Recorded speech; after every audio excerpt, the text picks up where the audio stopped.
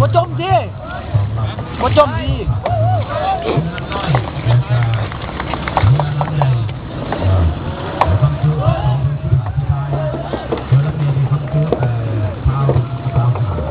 จะพี่เจอกันจะพี่ละบอลthank you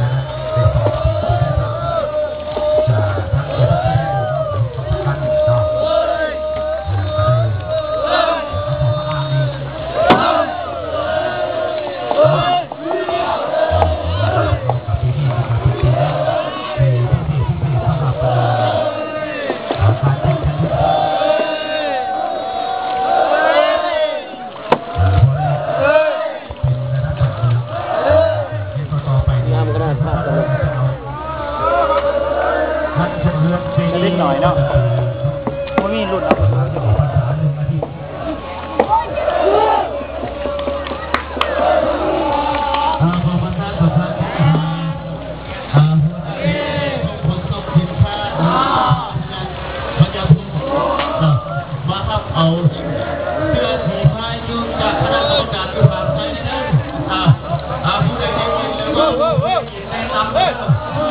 ใครท่าฮะ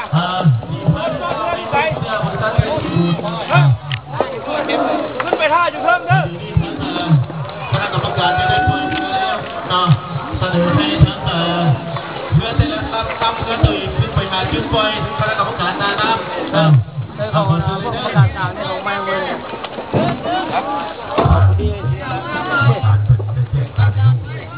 เสื้อสีไม้เฮาถูกสองลำจอดอยู่ท่าพี่ใช่ป่ะสองลำบอ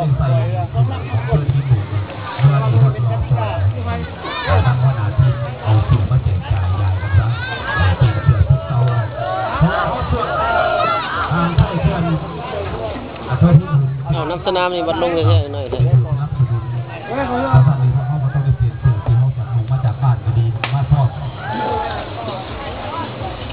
ทำการแข่งขันกันการแล้วก็คือบรรดาสหายทั้งหลายได้เห็นดีที่ครบสำคัญหลายอย่างเป็นขันเมืองแล้วมีทั้งโทรภาพเราช่อง3มาถ่ายทำเลยใส่ให้เป็นงามถ่ายทำแข่งขันกันสู้ชี้กันเชื่อว่าผู้ใดไปก่อนก็จะไปไว้ร้ายหูจักบนตัวปีกันเลยป้ากันยูโรที่3มันก็เพราะว่าผู้ภาคเพื่อนนี่ก็จะสุภาพอย่างไรเอามันเด้อจังหน่อยกับแค่นี่ว่าสไตล์ชิดมือไทยครับเพราะว่าพอเข้าบ้านแม่ทันกระดิ่งกับบ้านจากหลายบ้านของเมืองไม่ดูกับบ้านจากหลายบ้านกระดิ่งเมืองคำเกิดและกับเมืองทันแข่งเขาโดยบ้านห่วงกันแข่งขันเพื่อถูกประเพณีประจำปี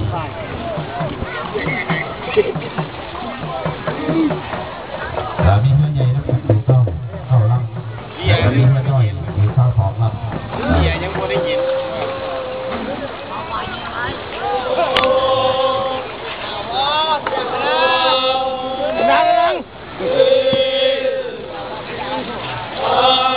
โอ้จะคือเสียงฮับกายตอนเศร้าเนาะ1 2 3 4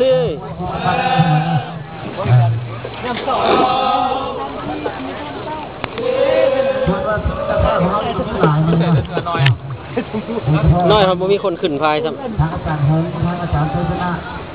มันจะเป็นทางอาจารย์น้อยนะแล้วทางคุณต้องอีกแต่ปัจจุบันนี้ยังคนมาเท่านั้นคุณต้องนี่เอา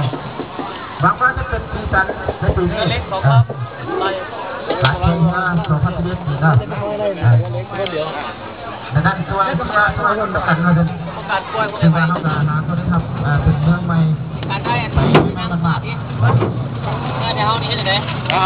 ลำนี้มันปล่อยเขาปล่อยลำต้องคนท่านใดที่ต้องบ้านทำไมมาเนี่ยประมาณที่จึงอยู่แถวนี้เหรอจึงมานู่นก็ได้เบียร์น้ำแก้วเด้อว่าไม่ได้ปล่อยเรือปล่อยก็ไม่ได้ต้องลำนี่ปล่อยเรือไล่เรือสองลำนี่กู้ภัยเนี่ยตลาด